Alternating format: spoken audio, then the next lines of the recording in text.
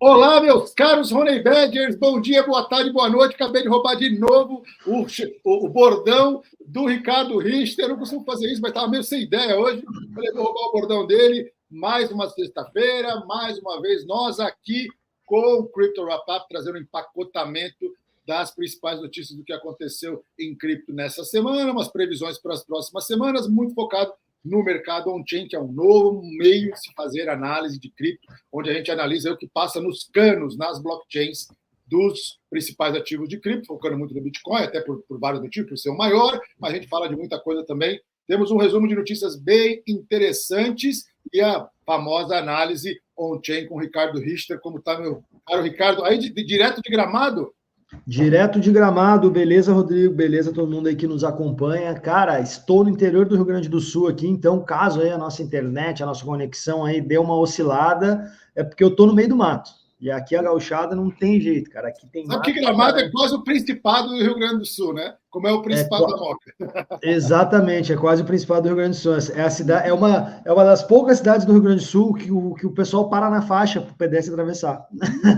Então, o cara sai da capital, sai de Porto Alegre, o cara não para para ninguém. Para para ninguém. Até, o sinal pode estar até fechado, o cara não quer saber. Buzina, acelera. O cara chega em Gramado, Rodrigo. Ele para todo mundo, muda completamente. Isso é uma das magias aqui do Principado É a de educação, Gramado. é a civilidade por osmose, né? Exato, exato. Mas assim, uma hora e meia antes, quando ele estava dirigindo em Porto Alegre, esquece tudo, mas beleza. Atropela a criancinha. Exato, exatamente. Cara, show Para de quem não bola. se engane, eu estou tomando meu tereré, que já é de costume, que vão achar, para puxar os tacos do Ricardo, tá tomando chimarrão. Nada contra o chimarrão, mas com esse calorão de São Paulo, não dá para tomar chimarrão. Eu sou mais do tereré mesmo. Não tem. E aqui a gente tá passando. Tô em Gramado, então aqui é interior do Rio Grande do Sul, né? Cidade turística. E ontem foi um dia europeu, hoje também. Então, assim, tá um friozinho, tá neblina, tá aquele clima assim. Até seria bom a gente tomar um mate. Tomara Cara, que esse frio chegue aqui, viu? Porque São Paulo esquentou de novo. vai chegar, com certeza, com certeza. Além de tudo aí, a gente está entrando no inverno e quem gosta aqui, quem conhece a cidade, Gramado é super bacana, turístico, tem muita coisa para fazer aqui. Quem não conhece aí, está assistindo o vídeo, se tiver oportunidade um dia, né, faça essa viagem que vale a pena, um local bacana. Eu já fui algumas vezes e fiz uma. Eu gosto muito de cavalo, não sei se eu já comentei isso aqui, monto desde muito tempo, já fiz hipismo e tal, sou apaixonado pelos bichos e uma das cavalgadas mais bonitas que eu fiz na minha vida foi em Gramado. Maravilhosa a cavalgada no meio das montanhas aí, dos pinheirais de Araucária, muito legal. Recomendo para todo mundo. Show, isso tem pra caramba, que Araucária é o que mais tem. A gente tem pinhão aqui, dentro de casa cai pinhão aqui, cara. Tem que até cuidar onde deixa o carro estacionado. Porque... Semana que vem começa a época de pinhão, né? Já começa a cair. Começa mesmo. Cara, vamos passar aqui para os nossos dados de blockchain, tá? Eu sei que as notícias de cripto essa semana aconteceram algumas coisas. O que a gente teve aí, né, no noticiário foi a briga aí do Elon Musk com o Alexandre de Moraes. Não tem nada a ver com cripto, mas, né, mexe um pouco com a comunidade, que fala de liberdade, etc, etc. O que a gente poderia puxar aí, né, para o lado de cripto, que eu observei dessa briga entre Alexandre de Moraes e Elon Musk. Muitas meme coins foram criadas, né, com esse ticker aí, Elon Alexandre, Elon Alex, e pura especulação, né? Então, trazendo assim só um compilado, porque não tem como a gente deixar de falar disso, tem várias moedas aí, nenhuma delas tem um fundamento sólido, são meramente ativos especulatórios para esse momento. Se daqui a um tempo essa confusão aí passar, é muito provável que esses ativos aí, que essas moedas vão ficar perdidas e ninguém mais vai lembrar delas. Ah, já saíram meme coins deles? Já saíram são meme coins da briga, né?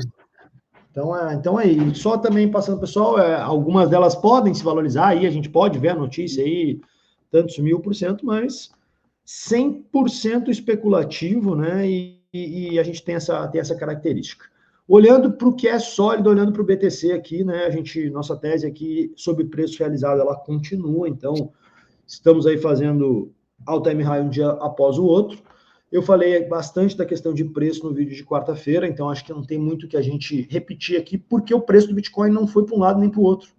Então, a gente está aí com o preço do Bitcoin mais ou menos estacionado nos 70, 69 mil dólares, às vezes 68. E se a gente botar aqui até um corte semanal do NUPL, a gente teve o Bitcoin saindo de 72 e ficando em 70. Então, basicamente, aí, a gente teve a semana toda, o mês, desculpa, aí do Bitcoin andando praticamente de lado. Na semana, o corte fica mais lateral ainda, tá? E aí, o que acontece?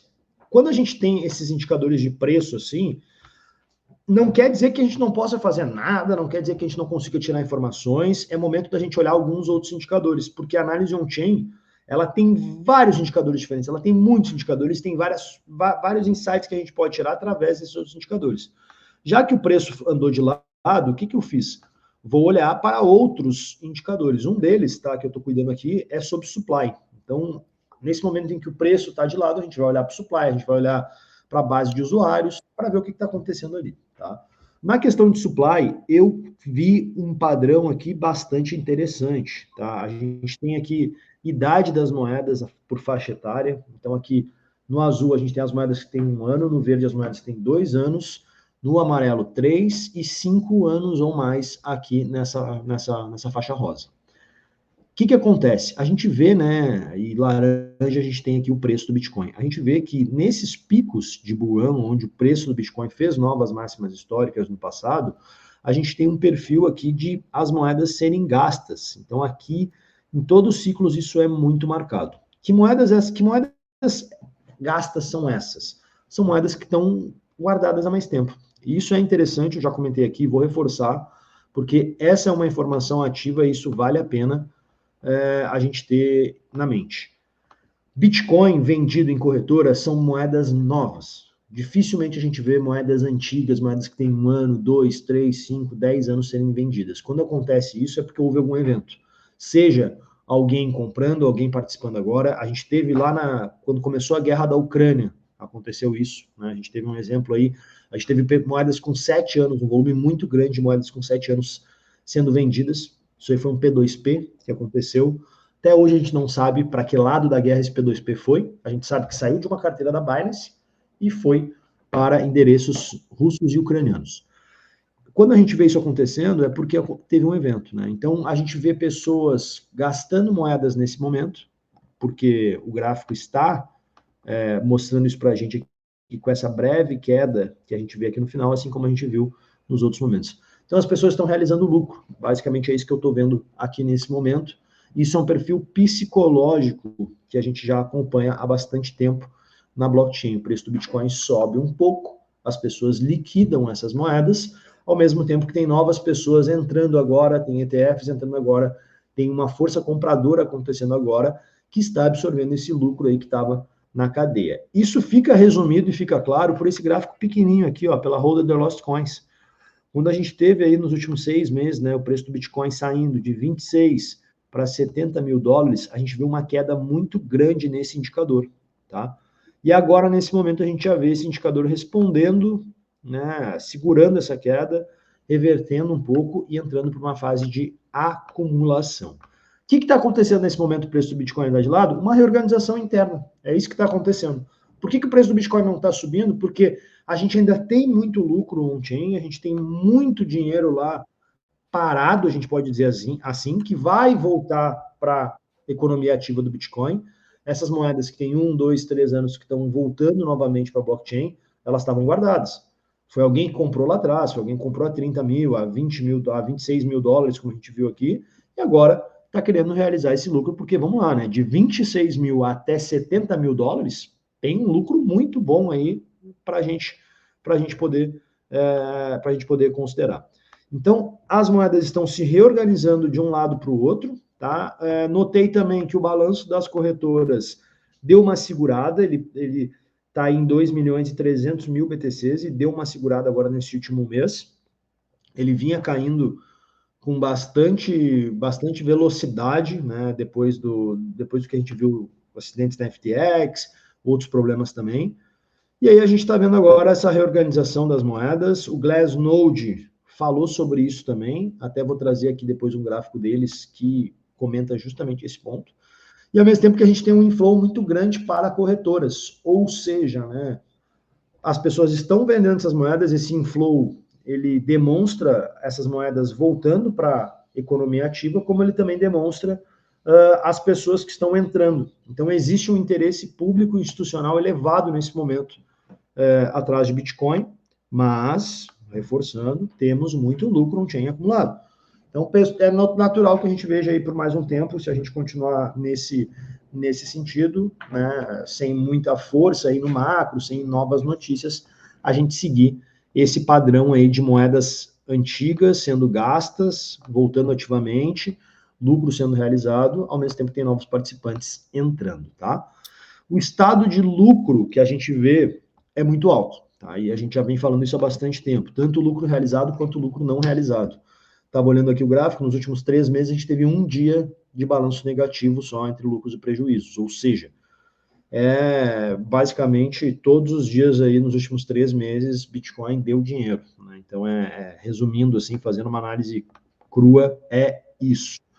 E aí o estado, esse gráfico aqui que saiu agora no reporte semanal do Glassnode dessa semana, tá? Que eles estão justamente pegando aqui, né, o estado, né, desse lucro que está acontecendo. E aí a gente pode ver que em ciclos anteriores, e aqui eu tenho o ciclo de 2020-21, tá? Que a gente tem aí uma euforia, né? Uma euforia, a gente tem uma pré-euforia. E isso tem se repetido aqui, e é justamente nesse momento, né, de euforia onde a gente vai ver novas máximas do preço do BTC. Então aqui a gente teve 6 meses de euforia lá atrás. E agora a gente já está no segundo mês, né, dessa euforia de lucros elevados.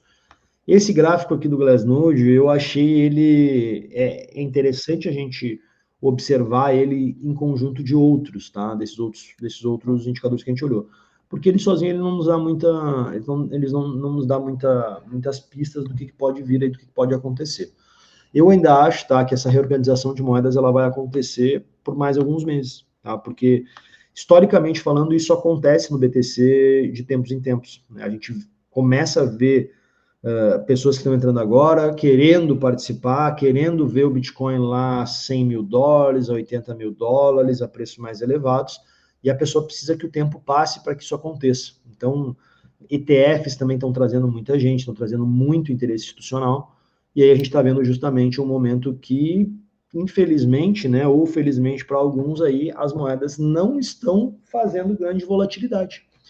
E aí, quando a gente não tem muita volatilidade, não quer, fica até complicado da gente abrir o gráfico e fazer alguma negociação no momento desses, tá? Até porque se eu fosse passar indicadores de fundamentos nesse momento, para a gente tentar buscar uma oportunidade ali de negociação, a gente está um pouco complicado. Esse aqui é o NUPL, por exemplo, no último mês, ó, nos últimos 3 meses, tá? Ele não está nos dando bons indícios de, olha, é o momento para você fazer uma compra, é o momento para você fazer um swing trade. A mesma coisa aparece no MVRV Z-Score. A gente pode uma compra no MVRV Z-Score nesse momento, ela pode ficar com prejuízo não realizado por algum tempo, tá? Basicamente, o indicador subiu muito e agora ele se estabiliza numa região aqui que dá para dizer que é até estranha, tá? Porque o mesmo se repete aqui no NUPL. Então, é uma negociação onde, se a gente for olhar aqui pelas faixas, tá, de MVRV, a gente ainda está muito próximo daquela resistência superior ali, e eu acredito que justamente essa resistência superior se dá por essa quantidade enorme de lucros que a gente tem sendo praticados aí. Eu, nesse momento, né, não abriria posição nenhuma, nem para cima nem para baixo, tá? Nesse caso. Por quê? Porque esses indicadores estão basicamente andando de lado. E aí, quando a gente vê isso, é momento da gente sair um pouco do gráfico, a gente viver a nossa vida, tirar um pouco a atenção disso, porque basicamente aqui também a gente tem, né, ainda falando dos lucros, né, a gente tem aí há um mês atrás 99% da rede em lucro e nesse momento 96%.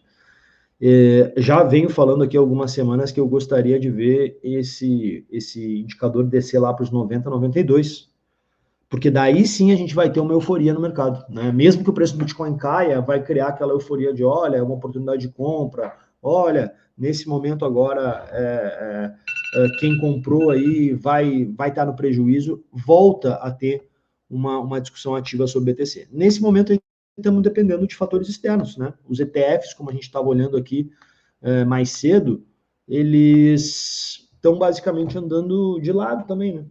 A gente vê aí, essa semana, por exemplo, na segunda-feira, foram quase 3 mil BTCs vendidos, né? O fluxo aí da Grayscale foi sozinho de 4 mil BTC, mas as outras, a própria BlackRock comprou 296 bitcoins apenas, a Fidelity 87. Então, foi uma semana justamente fraca, podemos dizer assim, para os ETFs.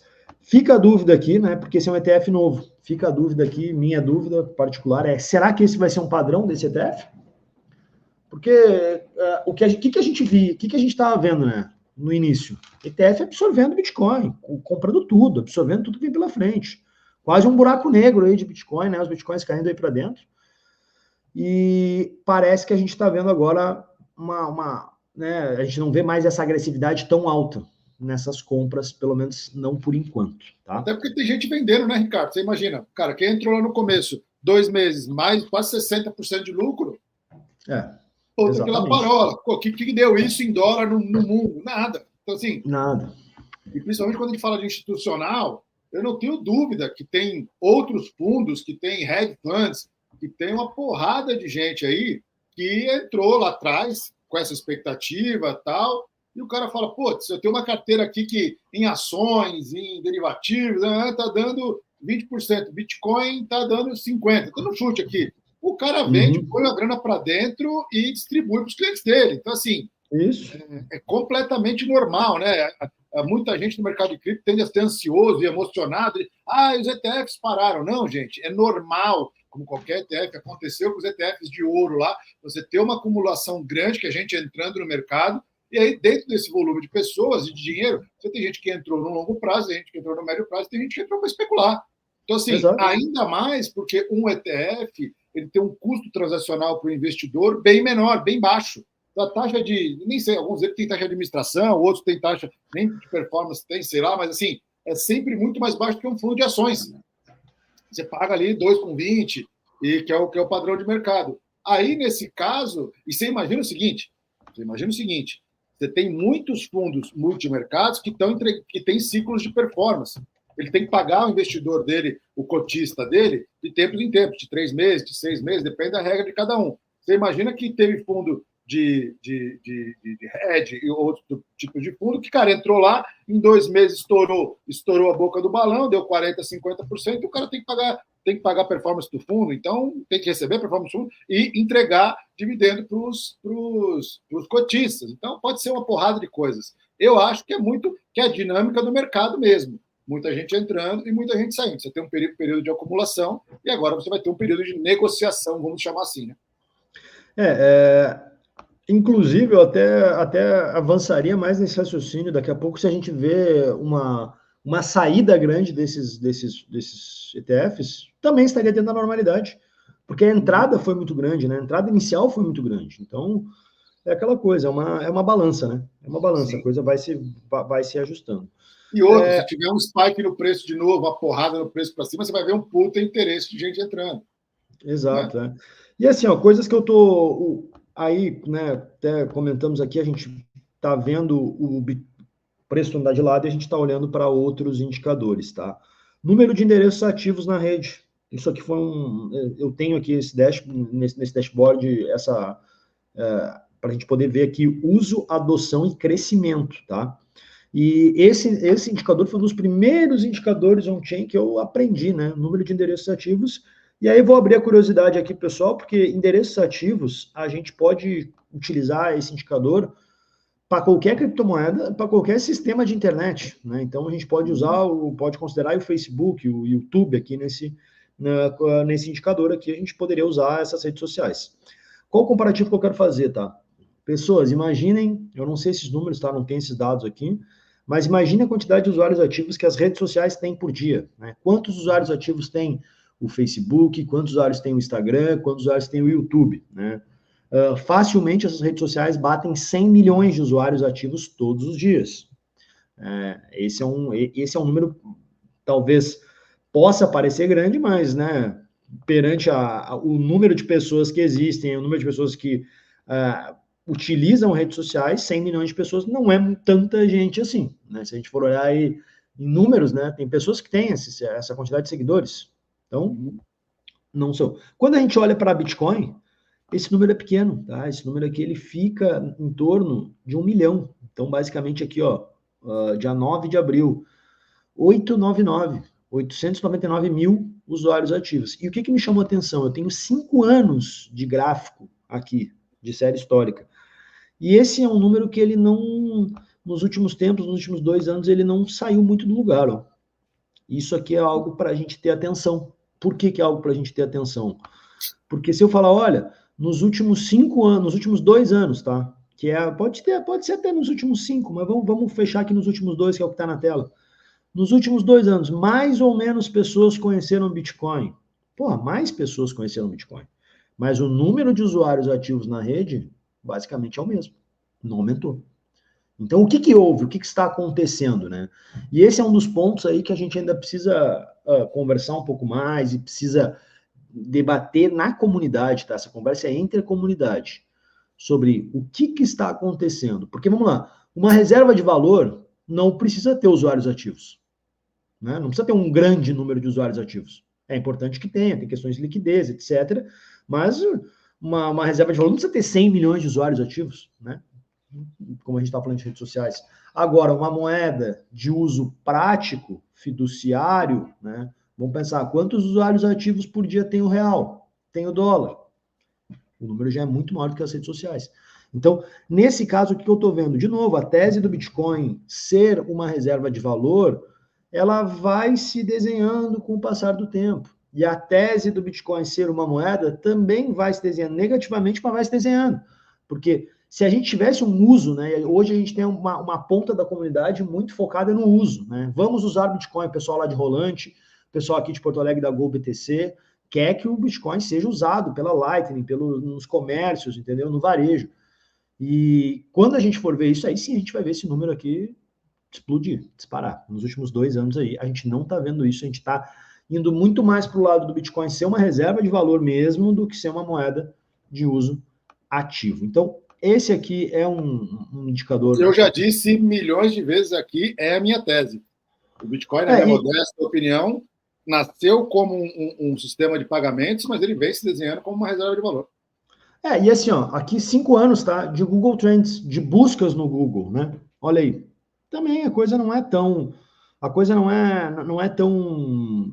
A gente não está num período muito elevado de busca, a gente ainda não chegou no hype, digamos assim, né? A gente não, isso aqui mostra que o Bitcoin ainda não virou um ativo de verdade, assim, conhecido, né? A gente ainda tem muito a ganhar. Quando a gente faz análise... Desculpa te interromper. Não, quando a gente faz o Bitcoin, a gente pode replicar isso para qualquer outra cripto, né, Rodrigo? Qualquer outra criptomoeda, porque o desafio vai ser sempre o mesmo. Usuários, aumentar a base de usuários, né? Aumentar a base de usuários vai fazer o preço subir, no caso do Bitcoin, porque o ativo é escasso, mas a gente pode replicar para qualquer outra moeda. Então, olha só, se o BTC aqui está engatinhando, né, está remando, patinando no seu número de usuários, como é que está a Solana? Como é que está a Cardano? Como é que está a Dogecoin? Entendeu? A gente pode fazer essas perguntas. Eu vou ser sincero aqui e tem alguns projetos que eu tenho até receio de mostrar o número de usuários ativos aqui, porque é muito baixo. Tá? É muito baixo mesmo. Então, assim, tem grandes projetos aí de cripto, que a gente olha, nossa, essa criptomoeda vai explodir, o projeto é bom, tem capitalização, tem liquidez, tem fluxo diário, mas não tem nem 1.000 usuários ativos por dia. Então, para essa comunidade se desfazer, é fácil. Né? É isso aí, cara. Eu até. A gente conhece muita gente do mercado e eu até recomendo que quem estiver nos vendo aí o trabalho da BLP Cripto, que é uma gestora que fez o primeiro fundo de cripto do Brasil, o Alexandre, o Glauco, o Axel, a galera lá, sim, raiz de fundo de Bitcoin. E ele fez participou de um podcast que eu, inclusive, recomendo a entrevista dele, que é o Market Makers, para falar de cripto, e ele falou exatamente isso. Ele falou, cara, a nossa tese, ele abre aspas, em relação a é de longo prazo, e, cara, a gente ainda é traço. Você imaginar que o market cap de todas as criptos perto de 3 trilhões, Cara, tem empresas que valem mais que 3 trilhões hoje. Então, assim, a gente tem uma estrada enorme a percorrer. A BlackRock, que é o maior gestor do mundo, tem 13 trilhões de dólares em fundos do mundo. Então, assim, cara, a gente é traço perto do mercado. Quem achou que o jogo está ganho, não está nada ganho. A gente tem muita coisa para fazer, muita gente para atrair, muito coração e mente para ganhar, justamente porque, da mesma forma que a gente tenta trazer aqui informação concreta, sólida, relevante e, a meu ver, verdadeira, tem muita gente fazendo o contrário, né? A gente vê todo dia aí piramideiro sendo preso. E lá, a dona Maria, o seu Zé, que está lá na casa dele, que estão preocupados com outras coisas além de descentralização, de decisão, proof of stake ou proof of work, ou seja lá qual nomenclatura ou tecnologia que a gente está aqui inventando e inovando, esse cara ainda não teve a menor sacada do que é cripto e como isso pode mudar a vida dele, e o que ele recebe de informação geralmente é ruim. Então, assim, se você é da comunidade, se você quer conhecer, saiba, a gente ainda tem muita briga, tem muita coisa divertida para fazer, demonstrar, e como eu disse, ganhar os corações e mentes ainda de muita gente desse planeta. Muita gente. Olha só, eu tô aqui, né? Eu tô em Gramado, a gente comentou aqui. O que eu tô fazendo em Gramado? Eu vim para o Gramado Summit, que é um dos principais eventos de inovação do Brasil.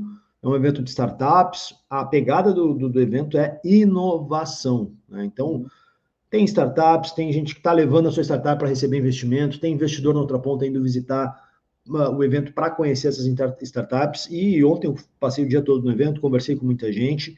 E o pessoal tem a cabeça, eu digo, conversando com a comunidade de cripto aqui, o pessoal tem a cabeça fiduciária, né? Então, eu estava ouvindo assim, cara, a gente tem que fazer um fundo, né, com várias startups, e aí a gente bota 100 startups, e se uma der certo, paga o custo de todas as outras. Muito parecido com o que a gente vê as pessoas fazerem com criptomoedas. Só que o que me chamou a atenção, tá, no evento? Eu não vi em momento nenhum, Rodrigo, do evento, uma imagem dessas daqui. Tá na tela. Eu não vi um logo do Bitcoin no evento. Eu não vi ninguém dizendo, olha, eu aceito Bitcoin, eu aceito criptomoeda, eu aceito... E quer falar em inovação, somente financeira, e de outras, sem falar de cripto? Exatamente. Essa imagenzinha aqui do Bitcoin aceito, ou só o Bzinho mesmo, esse Bzinho redondo aí que a gente vê toda hora. Cara, esse B não tá em nenhum local do evento. Eu até tô com a fitinha aqui no pulso.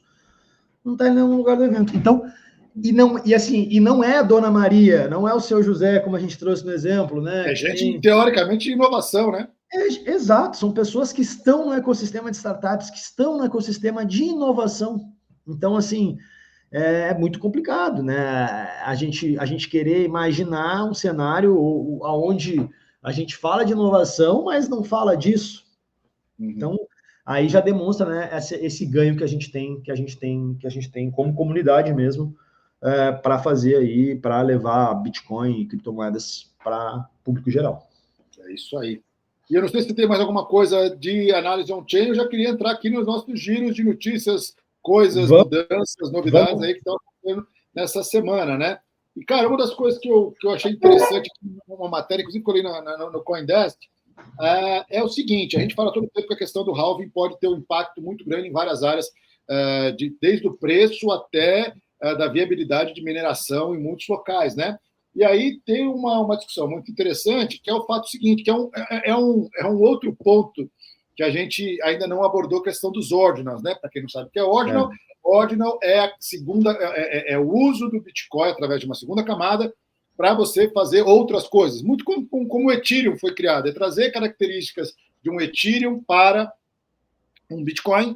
E a primeira coisa que fizeram foi fazer NFT registrado na rede lá, com vários impactos, inclusive no custo, né? Muita gente reclamou, a transação do Bitcoin ficou cara por causa dessas porcarias desses ordinals, é um desvio do uso, ninguém gosta disso, blá, blá, blá, blá. Legal, eu também acho que não devia ter NFT na rede Bitcoin, por vários motivos que não é o caso agora, mas o fato é, um cara, que é o Bob Bowley, que é o cara que criou o marketplace de ordinals lá atrás, né? Ele falou o seguinte, cara, existe uma demanda, existe uma necessidade ou uma possibilidade de você, dessa busca por ordinals e dessa busca de você ter outros serviços, simplesmente um fato. Os mineradores precisam ganhar dinheiro. E o fato de você ter taxas mais altas beneficia mineradores. Então, Exato. essa vamos dizer, essa simbiose entre quem gera dificuldade na rede de quem necessita de taxa alta é muito clara, né? É um alinhamento Sim. de interesses muito claro, né? E aí, nessa iniciativa, né, o que ele fala é o seguinte: é necessário mudar o código do Bitcoin e oferecer, aí não vou entrar no caso que é, mas assim, outras funções, como eles chamam de OPCat ou CTV, que na visão deles são iniciativas que até já foram propostas no passado, já existia isso no Bitcoin, nas últimas mudanças foi tirado, que justamente promove uma maior facilidade no uso de metadados, várias outras coisas que não é o caso nesse Technicase entrar aqui, mas que trariam condição de se fazer outras coisas, a criação de smart contracts na rede BTC. Tudo isso, gente, é um alinhamento de interesse. Tem gente que pressiona para sim, tem gente que pressiona para não. Vamos ver quem vai ganhar isso aí. Eu acho que o Bitcoin ele é muito melhor como originalmente ele foi pensado, como reserva de valor, do que qualquer outro uso aí que está imaginando. Mas é uma opinião pessoal minha e que muitos maximalistas aí não concordam. Eu acho que para smart contract você tem outras plataformas muito melhores, mais baratas e mais eficientes. Veja o que aconteceu com o próprio Ethereum. O próprio Ethereum sofreu do mal de crescimento. A gente viu aí, 2018, 19, 20, a explosão dos custos do Ethereum, o que inviabilizou muitos negócios, porque o custo transacional ficou muito alto. Então, a gente brincava que era blockchain de luxo, né? Naquela época. Porque já falei aqui da minha plataforma de tokenização, sofreu demais. A gente teve vários processos que o custo transacional era mais caro do que a comissão que a gente ganhava. Então, eu sei muito bem que isso é um problema. É um problema, mas até para complementar isso, existe a discussão na comunidade qual é o futuro dos mineradores, né? Porque a gente vê halving após halving, a tendência, né? Os halvings vão acontecer, são inevitáveis, e aí a remuneração dos mineradores vai caindo. Se o preço do Bitcoin não subir, eles vão ficando mais pobres. Basicamente é isso, né? Só que existe a discussão teórica, o que vai acontecer quando o último bloco for minerado, né? Quando o último halving acontecer. E aí a gente vai entrar num momento onde novas moedas não vão entrar, não haverá, né, recompensa por bloco. E aí, como é que ficam os mineradores quando não há recompensa por bloco? Taxas, né? Então, esse problema é para acontecer lá em 2140, né? Quando a gente tem o último halving. Exatamente. E aí a gente vai ter 2134. Então, o problema é muito distante, mas já falta só 110 anos e a gente já está preocupado com isso. Então, assim, eu vejo como positivo os mineradores terem altas remunerações, né, porque isso se traduz depois em infraestrutura física da rede. Eu costumo dizer que você tem uma análise filosófica, tal, já vi de muita gente, inclusive muita gente sênior de BTC aí discutir sobre isso. Eu costumo ficar com a lei de Moore. O custo de processamento vai baratear tanto, a evolução dos chips vai ser tão grande que, cara, com certeza lá a gente vai ter computador quântico com um preço barato. E, bom, eu não vou estar vivo, eu não vou estar realmente vivo nessa época, mas talvez meus netos estejam e eles vão ver, que eu não tenho netos ainda, mas eu tenho filho, e que eles vão ver que, cara, se tornou tão barato o custo de processamento que virou irrisório essa questão do custo. Ou seja, a curva de eficiência de processamento vai ser maior que o custo. Tá? E quem sabe, o custo de energia também, que compete muito nessa questão. Porque o custo de energia, a gente vai descobrir aí o hidrogênio, ou como está acontecendo na Europa agora, tem cara fazendo cerca com placa fotovoltaica, porque o custo baixou tanto que, cara, compensa ter. Então, daqui a pouco, a energia eólica, fotovoltaica, ou seja lá qual que tenha mais para frente, vai ser tão barato que a questão se já tem gente exaure por questões próprias, né? Tem gente fazendo até árvore, Rodrigo, de placa solar. Então, assim, agora, é interessante, né? Tem que sempre lembrar, pessoal, que mineradores são quem investem na rede Bitcoin, né? Na rede física, na infraestrutura física da rede. E é um jogo pesado. Antigamente você minerava com um computadorzinho em casa. Isso. Hoje, para ser eficiente, você tem que ganhar muito dinheiro. Inclusive, eu peguei um Uber outro dia. Aí o cara me viu falando no telefone, o senhor mexe com cripto? Eu falei, sim. O cara, eu tenho um rig de mineração lá em casa, mas eu estou a fim de desligar. Aí eu falei, pô, por quê? Ele falou, cara, porque assim, eu tenho isso há 4 anos, são tantas placas lá, tal, de GPUs. Pô, eu ganhava uns $300 por mês há 2 anos atrás. Hoje eu estou ganhando R$ 26 por mês. Eu falei, então, Não tá valendo. Não não tá está valendo valendo a mais. coisa. Mas o jogo ficou pesado, o jogo ficou caro. Hoje a gente vê aí infraestruturas multimilionárias, né, já montadas aí para a rede. E a tendência é que a gente veja novas empresas dessas, né? Até porque a performance dessas empresas tem sido bacana, tem sido positiva aí quando a gente analisa, né? As empresas que têm capital aberto, pelo menos, têm sido aí bons. Eles têm boas teses, têm dado bons resultados. Então, a tendência que a gente vê para os próximos anos é aumentar mais ainda essa infraestrutura física. E quando a gente olha na análise on-chain, isso aí se traduz em hash rate, né? Traduz em um único gráfico que a gente pode demonstrar aí. E o hash rate cresce aí historicamente sem ter muitos problemas, né? Isso aí. E já indo na onda do que vai faltar Bitcoin, que a gente já falou várias vezes, tem uma notícia interessante aqui. A gente fala que, consequência do que a gente falou na semana passada. A gente falou que muitas empresas chinesas estavam, entre outras, junto com empresas financeiras de Hong Kong, estavam entrando com pedidos de ETFs, e existe uma expectativa de que alguns desses ETFs sejam aprovados na próxima segunda-feira. Isso sim pode mexer no mercado, pode mexer no preço do Bitcoin. Serem aprovados na segunda-feira, com a expectativa de que entrem em funcionamento, passem a poder operar a partir de 1º de maio, o que é muito importante, porque existe uma expectativa de que esses ETFs em conjuntos, claro, a gente não está falando de um ambiente como os Estados Unidos, maior mercado de capitais do mundo, mas a China é um país enorme, segunda maior economia do mundo, então existe a expectativa de que, pelo menos aí, em sendo aprovado na segunda-feira, ou nesse mês, e entrando em operação no 1º de maio, que a gente tem um fluxo inicial aí, essa pancada que a gente viu nos ETFs de esporte de BTC. Agora vai, $100 mil. 25 bilhões de dólares entrando no mercado, e aí, quem sabe, a gente bata os 100K. Então, é importante segunda-feira, e se não for segunda-feira, os próximos dias, a gente ficar espaço, porque isso realmente pode mexer, e quem apostar nisso pode botar dinheiro, que pode sim ter um ganho interessante com essa mudança. Lembrando, mais uma vez, que nós não é recomendação de investimento, blá, blá, blá, blá, blá, como a gente sempre fala, né?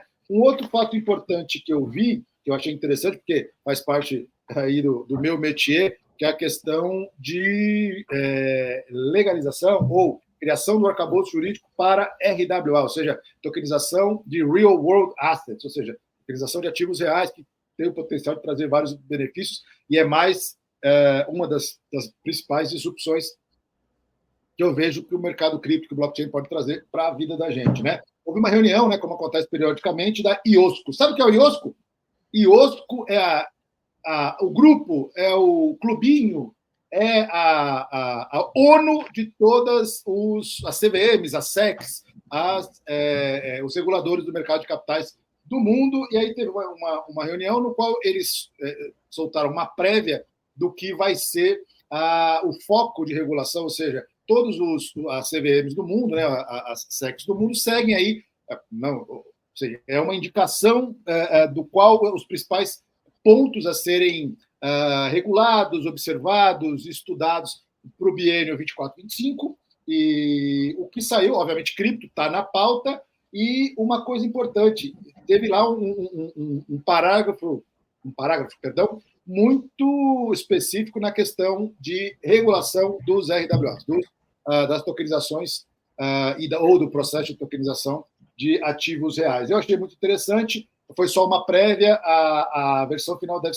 sair em dezembro, mas a expectativa de que um documento, falando especificamente do mercado cripto e de RWA, em novembro desse ano, vamos ficar espertos, porque pode ser uma indicação do que o nosso Banco Central vai pensar, vai fazer. Nosso Banco Central não, perdão, nossa CVM, ela é muito alinhada ao que a SEC faz, em alguns pontos ela é mais avançada, outros não, muita coisa depende de lei, então não depende só deles, né? Mas é uma indicação do que como os mercados vão seguir nesse sentido aí na regulação das E lembrando aí, né, que essa é uma narrativa forte para esse momento, né, do mercado de criptomoedas. Aí a gente tem vários projetos performando muito, muito, muito bem em corretoras. Uhum. Dá para aproveitar aí alguns desses projetos, sim, né? Sempre com cautela, porque alguns ainda são muito, muito incipientes, têm capitalização baixa, não tem tanta liquidez assim. Mas cabe aí, vale a pena a pesquisa e vale a pena conhecer o que está rolando, né, dentro nesse mercado, porque, sinceramente, as oportunidades estão aí. Você está lendo o pensamento agora, Ricardo? Eu ia falar exatamente isso. Eu ia citar um token que teve uma performance muito interessante nos últimos dias, que é o Ondo, né? Ondo Finance, né? Que aí tem o token da Ondo. A Ondo Finance é uma iniciativa, um negócio que tem... Eu não sei qual porcentagem a Circle, que é o emissor do SDC, tem envolvimento com essa Ondo Finance, que é justamente a criação de uma estrutura para tokenização. Inclusive, eles têm uma stablecoin, no qual eles oferecem ganhos de stake, né, ganho de anuais por você acumular e guardar essas stablecoins lá e outros serviços financeiros, mas o importante é o seguinte, saiu uma notícia que eles, em conjunto com a Circle, conseguiram fazer... Lembra que a gente falou na semana passada do Builder, que é a plataforma de tokenização de ativos da BlackRock? Então, o que eles conseguiram, e eu achei muito interessante essa notícia, que é o seguinte, além da questão dos ETFs, da estruturação e de tudo mais, você tem uma estrutura de tokenização. Numa empresa como a BlackRock, você precisa de uma coisa, liquidez. E como é que você dá liquidez? Você pode dar liquidez pela instituição, ou você pode dar liquidez, e isso eu achei muito interessante, pelo processo de cripto por ele mesmo. Ou seja, criar uma estrutura que dentro do que a gente já conhece como negociação e trading de ativos digitais, você já consiga, através dali, fazer essa liquidação, transformar em uma moeda mais líquida, no caso, a USDC, e eles fizeram um teste ontem, e eles conseguiram converter esses Builder, que são esses tokens de tokenização, em questão de segundos, converter em USDC. E essa solução deve ser 24/7, 365, que eu achei muito interessante, para explicar para quem é leigo. Quem tiver o token do Builder, que é o token que está atrelado a essa plataforma de tokenização, que inicialmente vai ser a tokenização de títulos americanos, vai poder dar liquidez para isso usando essa solução da Ondo, que é junto com a Circle, que é você, a qualquer momento, eu posso ir lá no aplicativo ou na carteira Ondo Wallet, que é a carteira deles, ir lá e converter esse meu token. Isso é, na minha modesta opinião, bastante revolucionário. Por quê? Porque você não vai depender mais de ser um cliente da BlackRock ou de qualquer outro. Você pode comprar esse Builder aí nas exchanges, da própria Ondo, e você pode converter isso rapidamente na sua carteira. Isso é bem legal, é baseado em Ethereum e outras layers 2 lá. Eu achei muito bacana essa iniciativa, que demonstra que, além do interesse por cripto de ETF, tudo mais, você tem instituições como a BlackRock e a Circle investindo em trazer facilidade de uso, que é a grande promessa do blockchain. Eu achei muito legal isso, vamos ficar espertos. E é um token ligado à RWA que cresceu 8% nos últimos dias aí e tem um potencial de crescimento grande também, né? Um outro projeto que eu achei bem legal, a gente já fala há bastante tempo, que teve um dado, né, uma notícia interessante nessa semana, foi a Chainlink. Chainlink, para quem não sabe, é um protocolo, é uma plataforma que vem se desenvolvendo justamente para fazer a conexão entre blockchains, né, para que você possa transacionar entre blockchains, e também construir soluções que eles chamam de oráculo, que no mercado é você fazer essa ponte entre informações que estão fora do digital para dentro do digital e como você interfaceia isso com o mercado de blockchain, com os protocolos e tudo mais. Tal. E ela lançou uma nova bridge, né? Uma nova camada de software para que você possa trocar moedas entre protocolos diferentes, chamada Transport. Esse é um tema que já existe faz tempo, só que as iniciativas que existiram no passado, algumas delas tiveram hacks importantes, muitas moedas foram roubadas, porque é uma tecnologia nova e tem várias questões de segurança a serem tratadas. O Sergei Nazarov, sei lá o nome do cara, que é o presidente lá da Chainlink, o CEO da Chainlink, o líder do projeto, anunciou essa nova plataforma, que eu achei bem interessante, tomara que dê certo, e as moedas que hoje vão ser, no primeiro momento, negociados, os protocolos onde você vai poder fazer essa troca entre moedas e protocolos diferentes, é a Arbitrum, a Avalanche, Base, BNB, que é a plataforma da Binance, Ethereum, Optimus, Polygon e Nemix. Então, eu acho que é interessante, tomara que eles consigam desenvolver isso, porque vai trazer facilidade para o mercado. Não sei se você quer comentar alguma coisa. Não, por enquanto não, Rodrigo. Vamos, assim, o pessoal tem que. A gente precisa bater, a gente vai bater mais, inevitavelmente, nessa questão, né, de tokenização de ativos do mundo real, porque essa vai ser aí vai ser um ponto, eu vejo como um ponto de virada, tá? Para criptomoedas. Porque a gente fala assim, né? O pessoal vai usar Bitcoin sem nem saber que está usando Bitcoin, vai usar criptomoeda sem nem saber que está usando criptomoeda. E eu vejo isso ser muito mais prático e muito mais aplicável ao mundo real para os ativos de RWA. A pessoa vai estar utilizando aquilo dali sem nem saber que é aquilo dali, né? Então, assim como a gente usa a internet aqui, tem várias tecnologias subjacentes, a gente não entende, não faz nem ideia, eu vejo isso aí sendo aplicado, introduzido ao mundo real, até por grandes instituições financeiras que nem a BlackRock está fazendo aí, né? Então, daqui a pouco, eu vou ter, sei lá, um seguro do meu carro e meu carro já vai estar tokenizado e eu nem sei, por exemplo, né? Ou então outros bens. Então, as pessoas vão acabar utilizando isso sem nem saber, né? Uma tecnologia que vem... Transparente. O Pix. Transparente, exatamente, né? A pessoa, hoje em dia, o Pix é um ótimo exemplo, todo mundo usa Pix, mas ninguém sabe como é que ele, na prática, ele funciona, e aqui, às vezes, a gente fala muito de como as coisas funcionam, né? Na prática, a coisa pode ser muito mais simples do que ela é, né? Porque se a gente for olhar aí nos detalhes técnicos de como que funciona um Pix, a coisa é complicada pra caramba. No dia a dia, todo mundo faz Pix o tempo inteiro, né? Pra cima e pra baixo. É isso aí.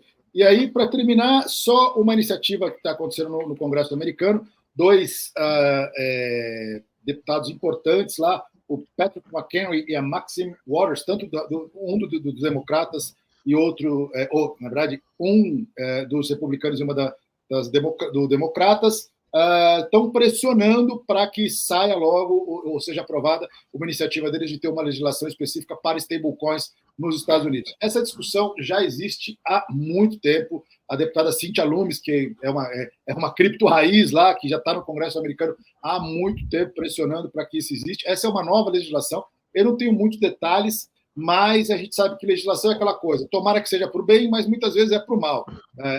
Tornando a vida do empreendedor mais difícil, fazendo uma coisa, negócio de vou proteger o investidor, você causa. Tomara que seja uma boa legislação. A regulação ela é um mal necessário, porque ela faz com que exista segurança jurídica para que investimentos em inovação existam e que as coisas aconteçam. Tomara que seja uma boa regulação. As chances de ser aprovado esse ano é muito difícil. Ano de eleição americana, você tem outros temas muito importantes lá na Comissão de Assuntos Financeiros do Congresso americano. Então, eu acho mais assim, quanto mais pressão, quanto mais gente envolvida, quanto mais deputados e legisladores do mundo inteiro tiverem interesse em relação a cripto e aprendam, né? Porque tem de político falando bobagem sobre cripto aí, Bitcoin, o criptomoeda e o caramba, vai ser interessante porque a gente também, como eu disse, regulação é um mal necessário, mas faz com que exista segurança jurídica para que investimentos, instituições e grandes investidores entrem nesse mercado. Então, não acho que a gente, infelizmente,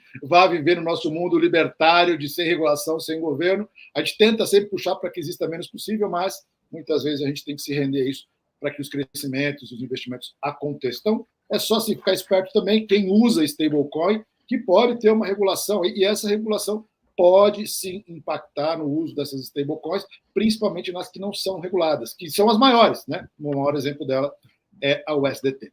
Beleza? Por mim, era isso. Eu tenho uma outra recomendação interessante.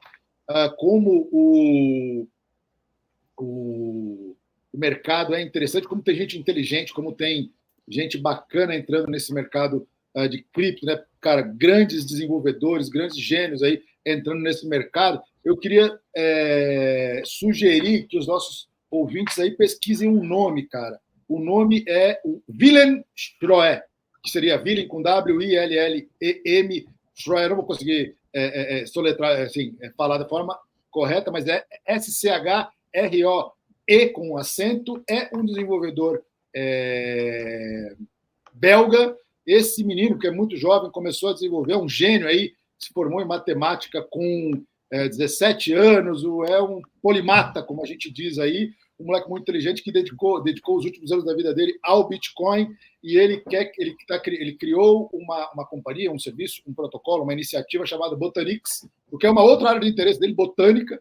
O moleque é meio genial e ele quer criar algo para que ele tenha o melhor dos mundos, o melhor do Bitcoin com o melhor do Ethereum e trazer EVMs, né, Virtual Machines, para dentro do Bitcoin. De novo, pode ser um desvirtuamento, vamos chamar assim, da ideia original, mas eu fico muito feliz de ver gente jovem, inteligente, com capacidade de mudar o mundo e mudar processos de negócio que existem há muitos anos, vindo para esse mercado cripto. Então, eu recomendo, é uma matéria muito interessante da CoinDesk, falando sobre essa iniciativa dele, criar Layer 2, e eu gostei muito da história do menino, porque ele realmente, na minha modesta opinião, parece que entendeu o jogo e entendeu que blockchain vai mudar a vida da gente. E, mais uma vez, é muito bacana ver gente inteligente, nova, com energia e cérebro suficiente para mudar a vida da gente aí no futuro próximo.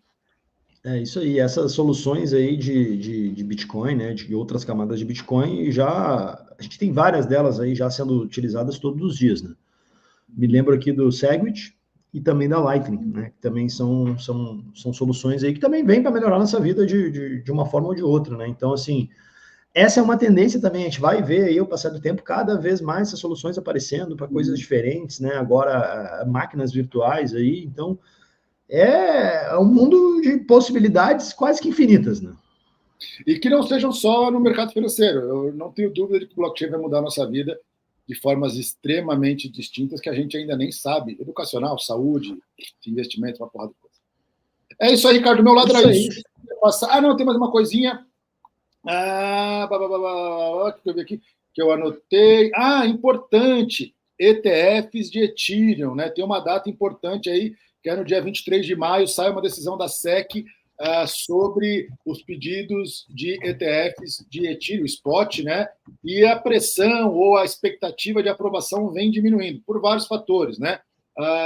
E eu também acho que não deve acontecer agora, deve acontecer nos próximos 12 meses. Eu acho que isso é interessante, é uma questão de tempo, porque tem questões que a SEC já tinha resolvido com o Bitcoin que não tinha resolvido em relação ao Ethereum, e a maior delas é se é ou não é um ativo imobiliário. E qual o grau de descentralização? Porque, no olhar da SEC, o Bitcoin não é um ativo imobiliário, justamente porque ele é extremamente descentralizado, o que dificultaria qualquer manipulação. E, na visão deles, o Ethereum ainda não comprovou esse grau de descentralização, então ele pode ser considerado um ativo imobiliário. Então, eu acho que, assim, a questão do staking também, se seria permitido ou não que esses ETFs investissem, além de comprar o ativo em si, fizessem staking disso, que geraria uma renda a mais para isso. Então, quem tinha expectativa, e mesmo o mercado que tinha uma expectativa de aprovação no dia 23 de maio desses ETFs, pode acontecer, mas as apostas que chegaram a estar em 80% já estão abaixo de 50%. Só queria falar isso que eu já estava esquecendo, estava aqui na última página. É isso, Ricardo, muito obrigado. Show de bola, mais um baita programa aí, muita informação. Vamos ficando por aqui, né, Rodrigo? Estamos aí 53 minutos essa sexta-feira. A gente tenta falar em 45, mas está difícil. Tá difícil, mas é isso aí. Foi uma semana que não teve, o preço não mudou muito, mas teve notícia e também deu a oportunidade da gente olhar para outros indicadores on-chain, tirar outros insights. E a gente sempre vai fazer aqui, porque essas são informações que você não vai ver em todos os lugares, né? Essas informações que você vai ver aqui no nosso canal. A gente tem aí esse compromisso com vocês de sempre trazer essa informação aí atualizada, essa informação verdadeira, e assim será sempre, Rodrigo. Isso aí, meu caro, bom fim de semana para todos, obrigado pela audiência, obrigado por estar sempre com a gente nessa jornada da Honey Badger Research. A gente está aqui, como eu já disse várias vezes, tentar trazer a melhor informação concreta, sólida, para que você possa tomar suas decisões de investimento ou não, de compra e de acompanhamento, de entender um pouco melhor esse mercado de blockchain e de ativos digitais. Um grande abraço. Tchau, tchau. Falou.